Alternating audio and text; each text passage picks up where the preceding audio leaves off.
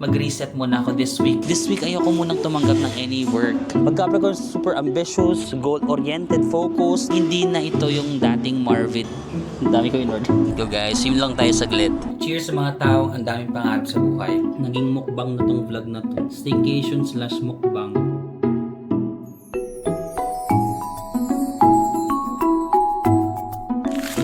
Hi guys! Welcome back to my channel. So we are back here in the Philippines! So nasa Manila tayo guys.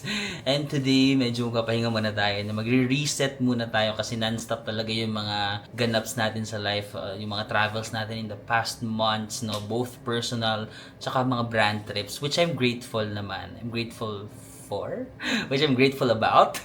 No, so, but minsan kailangan mo rin talaga mag-pause at magpahinga. Actually, dapat this week, may isa pang brand na nag-o-offer ng trabaho talaga. Tapos, pinag-isipan ko talaga siya. Kasi syempre, as a mukhang pera. Di ba, minsan kailangan mo rin ng pera. Pero pinag-isipan ko, parang, sige, pahinga muna ako. Kasi parang yung katawan ko, sinasabi niya talaga na mag-slow down ka muna, mag-take rest ka muna. Tapos ako, ariba-ariba, trabaho lang, tanggap lang ako ng tanggap ng trabaho. Which is, minsan hindi na rin okay, di ba? Minsan kailangan mo rin talaga mag-pause, magpahinga. Kasi, kailangan rin ng katawan mo ng relaxation. So ngayon, sabi ko, sige, mag-reset muna ako this week. Ipahinga ko muna itong week na to. So, we are doing a staycation here in Manila. May nakita ko na hotel. First time ko magstay sa hotel na to. At ang ganda niya. Like, kakapasok ko pa lang sa room, sabi ko, oh, ang ganda ng kwarto. So, without further ado, tara, room tour ko na kayo. Okay guys, let's start with the room tour. Pero mag-fit check muna tayo. Ganyan lang yung fit ko. Like, super pambahay lang. So, let's start with the room tour. Ito yung door, of course. Ayan. So, kakarating ko lang. So, nilagay ko muna dyan yung aking mga bagahe. May full-length mirror and charan! Diba? Nagagandahan ako sa layout ng room na to. At sa kanilang design. Saan ba tayo mag-start? Sige, dito na lang tayo mag-start sa may bintana. So, merong malaking window. So, ayan na. Ang ganda ng location guys kasi ayan yung Okada, Manila. Nakapag-stay na rin ako dyan with my family. Hindi ko lang na-vlog ng maayos. Ito, Kingsford. Nakag-stay rin ako dyan dati. Kasama ko si Renzel, yung editor ko. First time namin nagkita, natulog kami dyan bago yung flight namin. Hindi ko rin na-vlog yung hotel na yan. Sorry na. So, ito. Wait lang, ngayon ko lang na-realize, ang dami ko mga staycations na ginagawa sa Manila, pero hindi ko na-vlog, no? Sige, from now on, yung mga pinag-i-stayhan ko sa Manila, i-vlog ko rin. Kasi, minsan may tendency na, iniisip ko na baka walang manood kasi nasa Manila lang ako. Alam mo yun? Minsan may pressure din ba na parang baka boring kasi nasa Manila lang ako, baka walang manood. Pero, I realized, may mga tao rin na pala na nag-i-staycation, no? Na kailangan nyo rin malaman yung mga details. So, sige, from now on, mag-vlog na tayo ng mga hotel na pinag-stayhan natin dito sa Manila. But okay, let's start with the tour. Full-length mirror. Tapos pagpunta mo dyan, I love this one kasi meron kang desk. For example, nag-work from hotel ka or what. At least may upuan ka na may sandalan. Meron ka dyang table para sa laptop mo or what. Meron ka ring sofa dito. Gusto ko yung sofa na to. Diba? Meron kang cute na sofa dito. Tapos ito na yung bed, no? So, good for 2, itong room na to. Tapos, meron pa silang pa-carpet dito sa side, which I love. Malambot ba? Malambot. Yung hotel namin sa Singapore, guys, sobrang sarap ng kama dun. One of my favorites yun. Tapos, ito pala yung kanyang TV. At least, meron kang TV dito. Ang ganda ng TV kasi sa loob. So, wala siyang naka-usli dito. Minsan, di ba yung mga hotel na naka-usli yung TV? So, ito siya, nandun siya sa loob. So, hindi siya nakaka-usli. Tapos, meron pa sila ditong recyclable tsaka na general waste, di ba? Nakasegregate yung kanilang basura. Walang cabinet, pero meron ka naman ditong open na, ano ba tawag doon? Open na cabinet. Diyan may sasampay. Tapos dito pwede mo ilagay yung bags. Ayan. Meron pang mga slippers. May mini fridge. Wow, ayan. Kung meron ka mga bibilhin na mga drinks or fruits, ganun. May coffee dito, tea, water, to initan, may vault. And of course, you have your private toilet and bath, the poop area. And may mga free towels naman dyan. May hair dryer dito, tapos may mirror na nagaganito. Ay, gusto ko ng ganito. Yung mirror na nagagano mo lang sa side. And then, yan. That's the name of our hotel, guys. Grand West Side Hotel. Meron silang mga vanity kit, toothbrush, soap. This is a shower area. Ayan, shower. And then meron ka rin body wash and then shampoo. So yun guys, this hotel is called Grand West Side Manila Bay. So actually, quite affordable naman siya compared sa other hotels in Manila. No? So nag-range na mga around 3,000 to 4,000 pesos. Depende sa season. What I love about this hotel also is the location. Kasi for example, meron kayong flight tapos medyo alanganin yung oras, gusto niyo muna magpahinga ng one night or kakarating niyo lang dito, kailangan niyo magpahinga ng one night or few nights here, then malapit lang to sa Naiya, sa airport, no? So around mga 10 minutes lang papunta sa Naiya. Ang lapit niyo lang is Okada, yun lang. Pwede yung lakarin, pero pwede na, but I think pwede namang laharin or pwede nyong i-grab yan. Siguro mga ano lang yan, 1 minute or 2 minutes. I think Mall of Asia din nandito. Like 5 minutes lang yung Mall of Asia. So kung atin kayo ng mga concerts sa MOA Arena or kung gusto niyo lang mamasyal sa MOA, at least magandang location na 5 minutes walk lang siya. And if you also want to book this hotel, of course, you can book it on Klook and you'll get 5% discount using my code Marvin sa Mako Klook. Tapos if mag-book naman kayo ng hotel sa Agoda, you can use my new Agoda code, Marvin Agoda, capital letters lahat guys. By the way, with regards to my Agoda code, maraming nagme-message sa akin na hindi gumagana. Kailangan nyo munang i-redeem yung code ko before siya gumana. Hindi siya gagana kapag during payment, tapos ilalagay nyo doon Marvin Agoda. Gagana siya kapag i-redeem nyo muna. So before kayo mag-book, redeem nyo muna para mapunta na sa, ma-stock na siya sa coupons nyo. Tapos pag nandun na siya, mag-automatic na makikita nyo doon yung discounts and all that. Ilalagay ko rin yung link para ma-automatic nyo siya ma-redeem, no? And also, I just have a good news. Kasi di ba kaka-start ko lang sa Agoda? Like, nag-announce ako sa Dubai vlog ko, 'di ba? And then parang ano na ba 'yun, February 18, 19 or February 20. So, mga 10 days na lang patapos na yung February. So, hindi ko in-expect na makakasama tayo sa top. Kasi meron silang mga top rankings din. Naka-top 22. Grabe. Number top 22 tayo sa Agoda using the code Marvin Agoda. So maraming salamat. Hindi ko talaga in-expect kasi nga bago pa lang, 'di ba? Parang hindi ko nga natapos yung buong February, 'di ba? Nag-start tayo mga 20 na. So 10 days na lang patapos na yung February. Pero naka-top 22 pa rin tayo. Sobrang thank you. Grabe.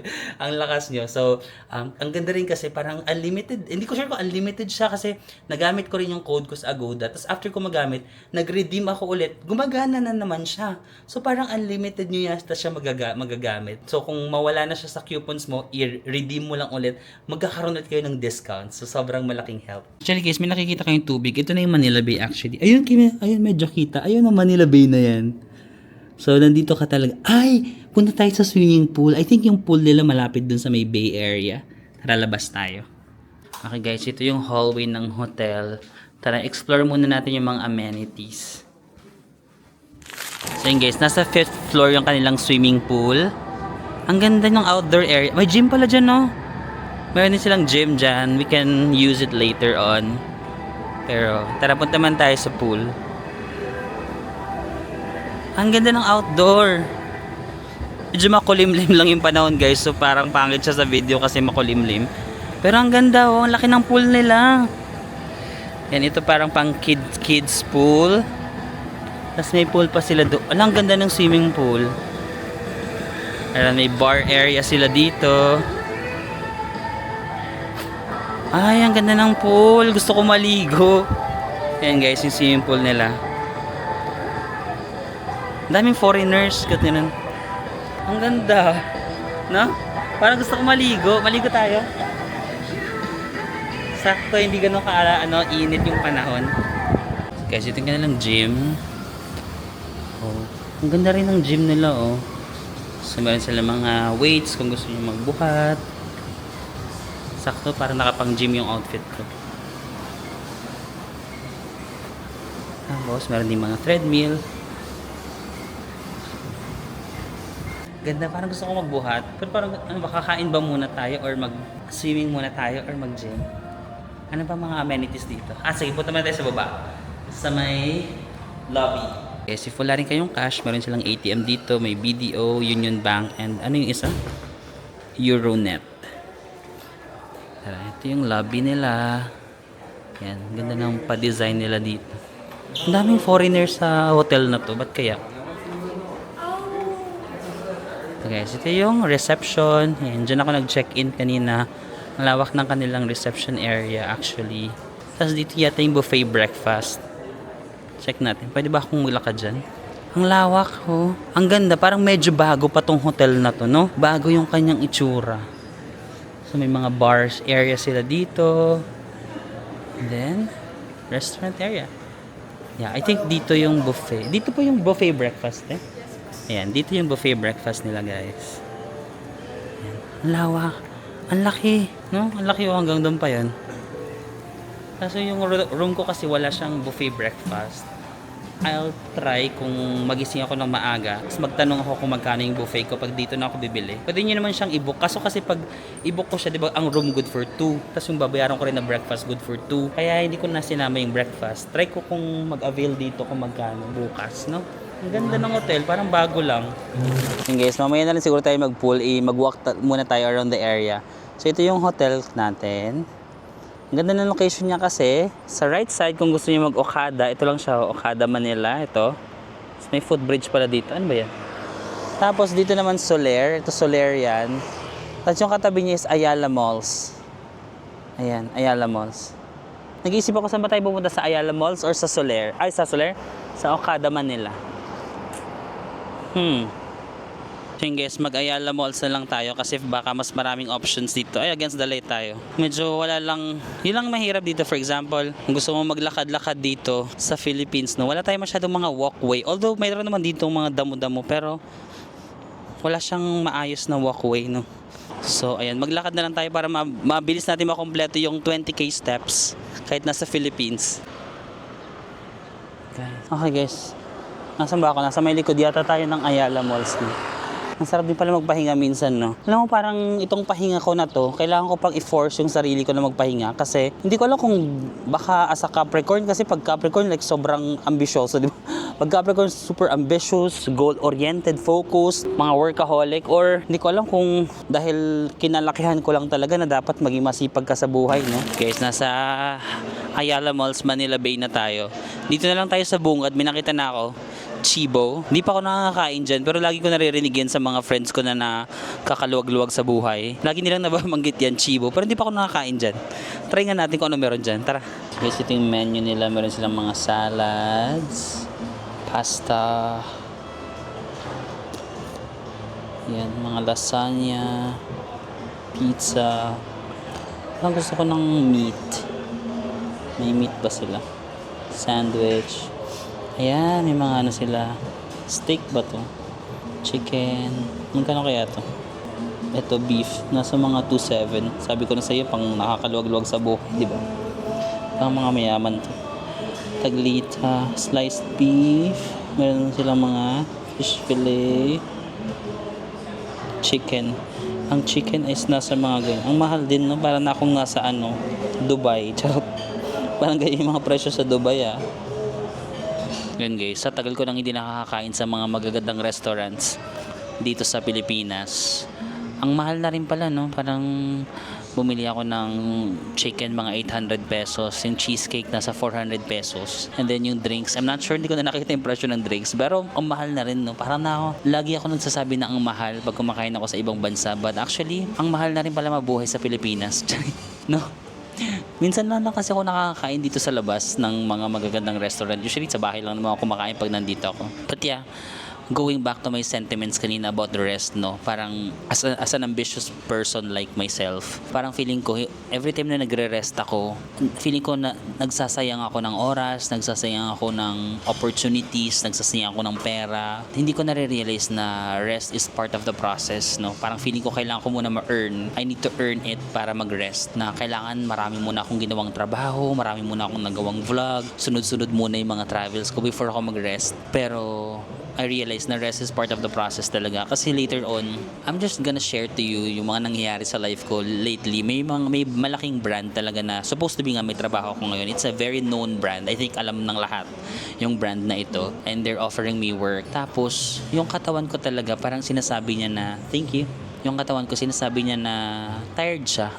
Parang lagi ko kasing dinidili yung rest ko kasi ang daming mga trabaho, ayoko mag-no sa trabaho, ayoko magsayang ng opportunities. Parang feeling ko, mini-measure ko yung worth ko by the amount of work that I get, mini-measure ko yung worth ko as a person by yung amount of brands, by the money that I'm earning, by kung paano na ako tinitignan ng ibang tao na wow, ang dami niya ng ganyan ginagawa sa life, ang dami niya ng mga brand collaborations, ang dami niya ng trabaho na I really forget to rest na. Pag every time na nandito ako sa Pilipinas, lagi akong, yung utak ko hindi siya nakaka-rest kasi lagi akong may trabaho na kailangan tapusin, may mga reels ako na kailangan ma-edit. Hindi talaga ako maka-switch off.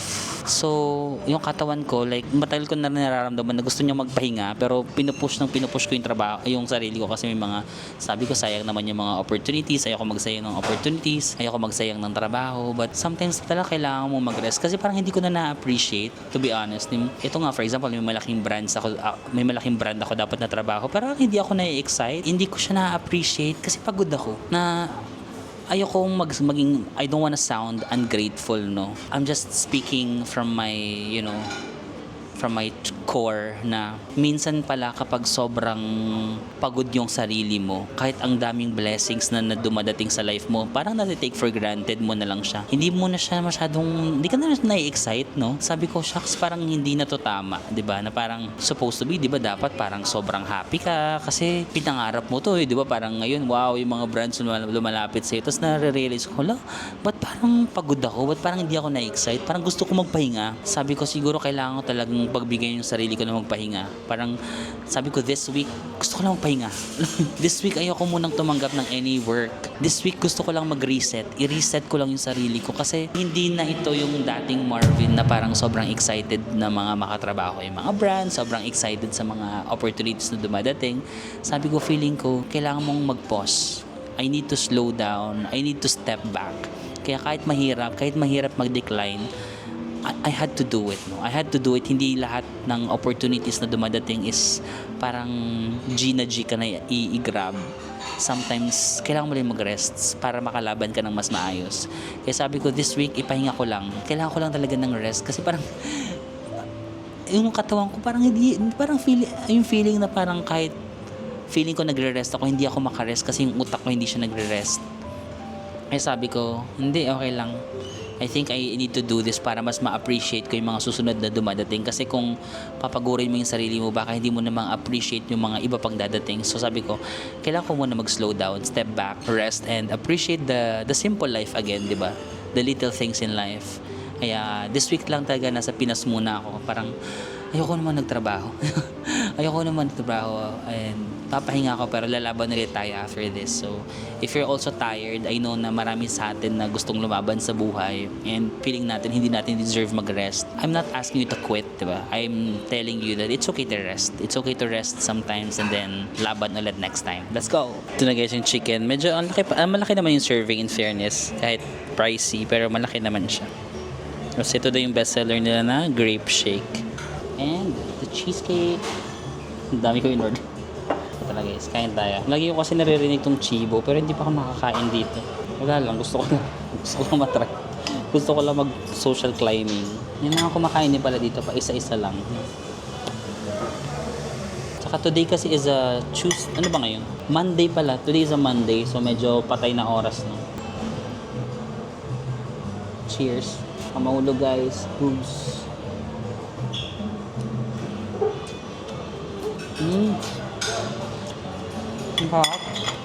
Wow, in fairness, ang sarap ng manok. So, organic daw itong chicken nila. Sana all organic. In fairness, masarap. Parang may konting herb na lasa. So, may lemon. I think I have to squeeze yung lemon.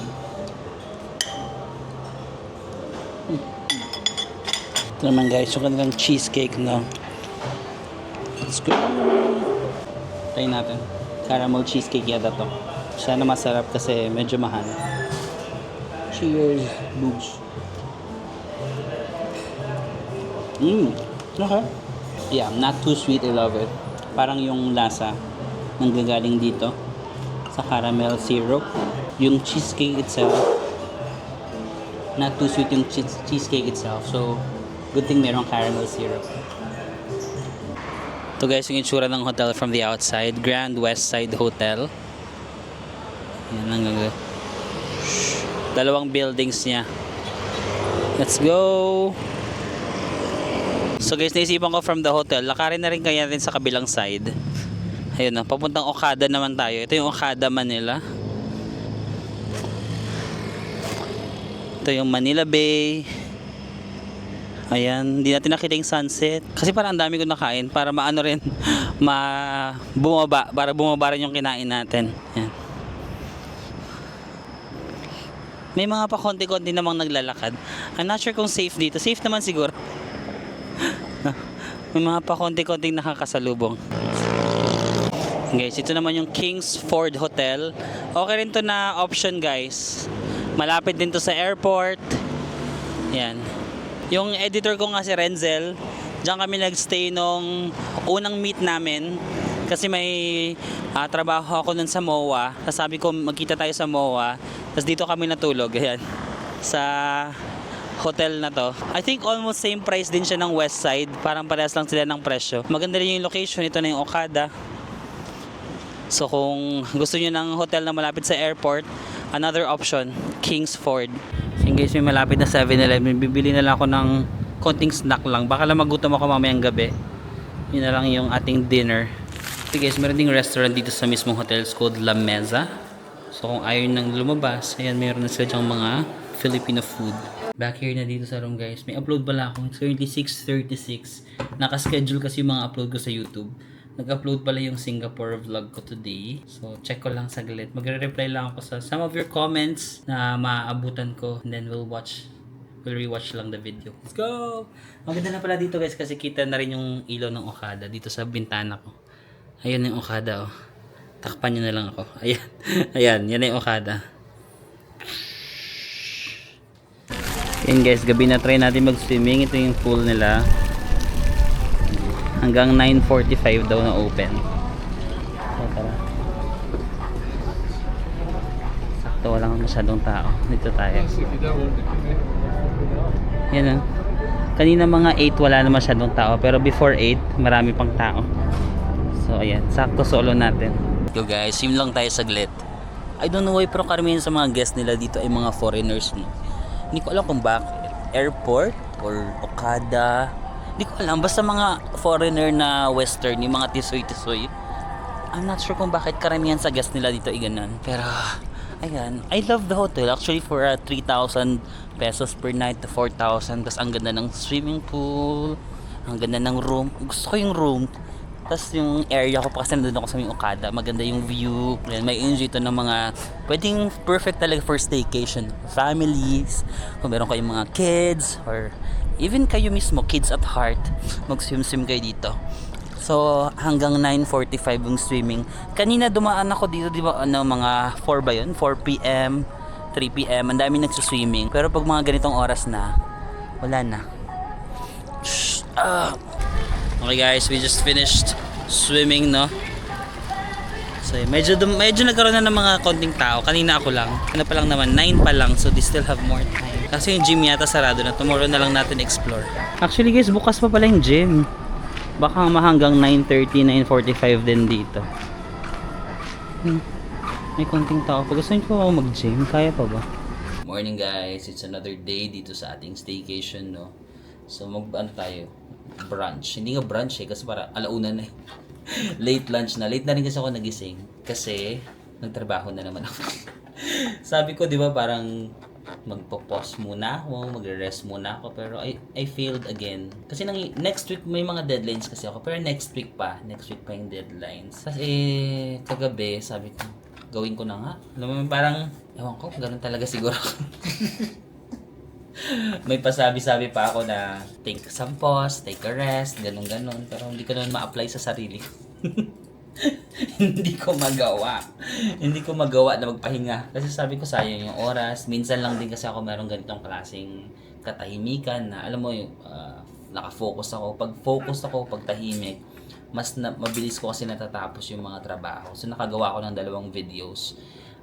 for Resorts World Sentosa, di ba? Kasi nagpunta tayo sa Resorts World sa Singapore. After kasi ng mga ganong trabaho, hindi lang naman yung travel, di ba? Parang pag nakikita nyo, wow, travel lang. But after the trip, of course, meron kayong mga deliverables, may mga videos kayo na kailangan. Especially sa mga Reels, Instagram, TikTok, Facebook. And yung mahirap kasi doon, yung magsusulat ka, ano yung sasabihin mo, script, tapos yung magre-review pa, taga Singapore. So, pwede ka namang magtagalog. Pwede ka magtagalog, tapos ita-translate mo sa English yung parang subtitle. Pero, sabi ko parang mas matrabaho yun, di ba? So, ang ginawa ko, nag-English na lang ako. For the English person, akala mo naman talaga, nag-English na lang ako para automatic na yung sub, di ba? Pag nag-edit ka, automatic na sa-subtitle yung English. Para hindi na ako mahirapan. Kasi kung magtatagalog ako, tapos ita-type ko pa yung mga English nun, or may hirapan pa ako mag-translate paano ba ito English di ba? So, ang ginawa ko, English na lang. Para pag ni-review nung taga doon sa Singapore, di ba? Pag ni-review ni Resorts World Sentosa, naka-English na. So, hindi na masyadong mahirap. So, natapos ko yung dalawa na deliverables ko kagabi. So, I'm so proud. I'm so proud of myself. But at the same time, I'm annoyed. I'm annoyed kasi sabi ko magpapahinga ako, tapos hindi ko na naman nagawa. But, I don't know. Ganun talaga siguro, ang pahinga is mahirap gawin sa mga taong maraming kailangang gawin. Charot. Maraming tayong deadline. So, nagmang-inasal ako ngayon kasi, bahala lang, parang nakikrave lang ako ng mang-inasal. As pag, ano ko ba kanina, paglabas ko, meron ako nakasalubong na, I'm not sure kung mag-ano sila, tatay. Mas nakita nila may supot ako ng mang-inasal. Sabi nila, hala, pwede pala magpa-deliver? Sabi ko, ay yes. Hindi naman porket naka-hotel ka, bawal ka na kumain ng outside food, di ba? Although may mga restaurants, kasi palabas dapat sila, kakain dapat sila sa labas. Tapos bumalik sila, sabi nila, ay sige, hindi na kami lalabas, magpapa-deliver na lang pala kami ng parang grab food, ganun. Pwede naman guys, pag mag-staycation kayo sa hotel. Although may mga restaurant sila dito, but nagkikrave ako ng mang-inasal. Tapos may maliit na, halo. So, tapos gusto ko magkamay. Although may restaurant sa baba, kaya naman magkamay dun, di ba? Tsaka, baka mas mahal, yun lang. So, sabi ko mang-inasal na lang tayo. Na-miss ko lang yung chicken ng mang-inasal. Medyo matagal-tagal na ako hindi nakakakain ng chicken nila. So, kaya na-miss it. Cheers sa mga taong hindi marunong magpahinga. Charot. Sarap. Cheers sa mga taong hindi marunong tumupad sa mga pangako nila. Sabi niya magre-rest siya pero nagtrabaho kagabi. Cheers. Ang sarap. Nagal. Sa mga inasal, di ba uso yung parang may oil? Dapat pala bumili ako yung parang oil. Tama na, okay na yun. May konting oil naman. Cheers sa mga taong ang daming pangarap sa buhay at patuloy na lumalaban kahit mabagal yung progress pero lumalaban pa rin. Cheers tayo guys. May umuuso na sa'yo ngayon ang ADHD. Ang random na mga thoughts ko. Di ba may umuuso ngayon na sa'yo yung hawak mo ang beat. Hawak ko ang beat. Hawak ko ang beat. Wala lang. Lagi ko kasi nakikita sa TikTok On the silver lining, although nagtrabaho ako kagabi, iniisip ko na lang, at least may choice ako na magstay sa tahimik na lugar, di ba? At least nakapagtrabaho ko dito, tahimik. Although sabi ko like complete relaxation, pero at least doon na lang tayo sa silver lining. At least, di ba, meron tayo pang book ng hotel para makapagtrabaho. Although, at least meron tayong masarap na mang-inasal. So, i-appreciate na lang natin yung little things. Pero, ginagaslight ko natin yung sarili ko. I'm not sure kung pinapaniwala ko yung sarili ko na okay lang or dapat talaga magpahinga ako, but it's okay. Cheers, Tux. Shucks. Wala. Kapatayin ko yata sana yung vlog kaso hindi ako makaano kasi mamantika yung aking kamay. So, nasama tuloy kayo dito sa CR. Although minsan nagra-rant ako sa inyo guys sa mga struggles ko sa life, mga mareklamo, charit. Hindi ko kayo i-discourage na mag-content creator, no? It's still a very rewarding career, di ba? Rewarding talaga yung career na to. But maraming mga hindi nakikita ng tao na ginagawa namin, no? Yung mga behind the scenes, yung pag-i-edit, yung pag-film. Especially kapag may mga ka-work ka nga na brand, di ba? Kasi syempre, pag brand medyo mahirap Hindi kasi yung parang ikaw pag YouTube di ba parang kahit anong gawin. Ay, ito. Pag YouTube ito, kumain lang ako. Pero kapag mga brand ganun, syempre mahirap. Tapos minsan papabaguhin pa kapag may mga hindi tamang nasabi mo or parang Basta mga ganun, parang hindi aligned sa gusto nila. So, medyo marami pa rin mga off-cam struggles ang buhay ng isang content creator. But again, it's a rewarding job. It's a rewarding career. Ayun lang. Maybe you just really have to find your niche, 'di ba? Kung gusto mong pumasok sa ganitong industriya, you just have to find ano ba yung kakaiba sa or ano yung something na ma-offer mo sa audience mo. And I believe sa part ko, yung something na ma-offer ko is just me being raw. Yung parang hindi masyadong aesthetic. Yung parang raw lang na kung anong nangyayari sa travels ko. I think that yun yung isa sa mga niche na meron ako, and I don't know, maybe minsan parang positive din, positive energy, and meeting friends while traveling. So, I think na ang content creation na world is it's a very big world, no. There's always space for everyone. So if you want, push nyo na. So if you're looking for a sign, just push it, 'di ba? Marami naman kung ano ka, fashionista, or marami kang mga alam sa life, information, or maganda yung lifestyle mo, then you can do it. But I think ito yung sa akin, yung kumain. Charot. Tara na. Kakain na muna ako. See you na talaga mamaya. So guys, it's another day. Hindi ako lumabas today. Narealize ko patapos na yung gabi. Hindi pala ako lumabas. So nag-order na lang ako ng ating makakain. So nagpag-grab na lang ako. So meron ditong chicken. What's this? Parang chicken wings. Tapos tapa and itlog. Nag-order lang ako ng tocino kasi ang mura lang nito, 150. Tapos hinahin naman ako na magpa-order, tapos 150 lang yung orderin ko. Order pa ako ng isa tocino naman. Baka i-breakfast ko na lang to bukas. Ito tapa. This one's tocino. 150 to 150. 300 pesos. Tapos itong, makalimutan ko, 100 plus din itong chicken wings. Meron pa silang mga pasuka. Ang toyo. Yan ang ginawa ko today. Noon na ulit. Dito lang tayo. Literal na staycation. Pinanindigan ko talaga yung staycation. Yung word sa staycation na stay. Pinanindigan ko. Nag-stay lang talaga ako buong araw dito. This is our food, no? Ito na yung chicken wings na parang may sauce. And then, tapa. And may egg. Ito tocino. Pero baka bukas ko na to kainin. Meron din pala sila dito soka and ketchup. Meron din pala sila suka at ketchup. O parang inisa na nila. Para hindi masayang yung, parang isang ano lang to. Isang plastic lang nila. Tapos hiniwa nila. Dual purpose. O, ayun lang ginawa natin to din. Nag-rest lang talaga ako. Siguro next time magluluto ako, no. Para hindi naman tayo puro order. Sa ginawa ko sa staycation na to. Puro lang ako order. Mag-check out na ako bukas. It's the end of our staycation. Gusto ko lang talagang huminga ng saglit. But maybe next time try ko na magluto-luto, no, para matuto naman tayo magluto at para hindi tayo puro order. Dito ko na lang muna ilalagay yung suka kasi walang lagayan. So sana yung kinakain kayo dyan.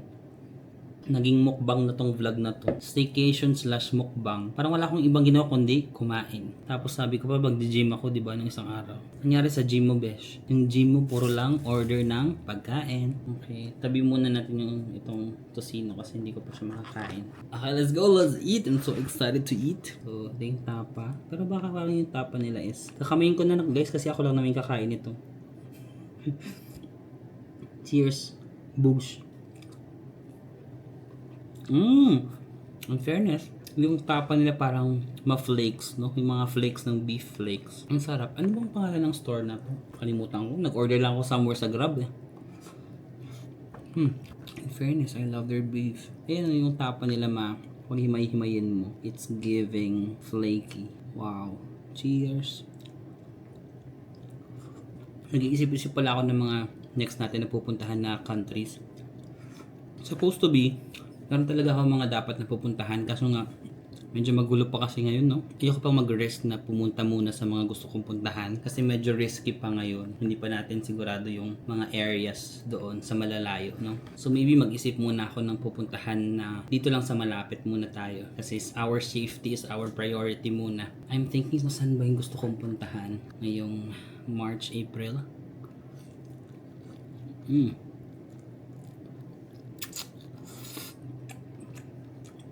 Harap. Okay guys, so that's the end of our video. No? Huminga lang talaga ako. Kailangan ko lang reset ng breather. Tapos pupunta ako ngayon dito kukunin ko na yung passport ko. Kasi nagpa-renew ako ng passport. Tapos, ginamit ko pa rin yung old passport ko. Sabi ko na, pwede bang hindi ko po muna isurrender yung old passport ko kasi may mga travels pa ako. Pwede pala yun. Tapos, pag kukunin mo na yung bagong passport, tsaka mo lang isusurrender yung old one, tapos tsaka lang nila bubutasan. Hindi muna nila binutasan yung old passport ko kasi may mga iba pa akong travels. So at least habang nagta-travel ako, nire-renew na nila yung passport ko. Pwede pa lang gawin yun. Tapos 1 month na, hindi ko pa nakukuha. Dapat February pa kunin yung passport. March na ngayon.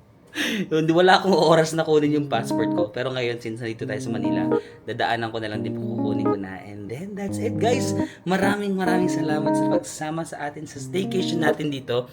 Wala akong masyadong ginawa kasi hindi ko rin talaga finorce yung sarili ko na lumabas. Like, I just really wanna rest and relax. Maraming salamat ulit. And I'll see you again on the next one. Bye-bye!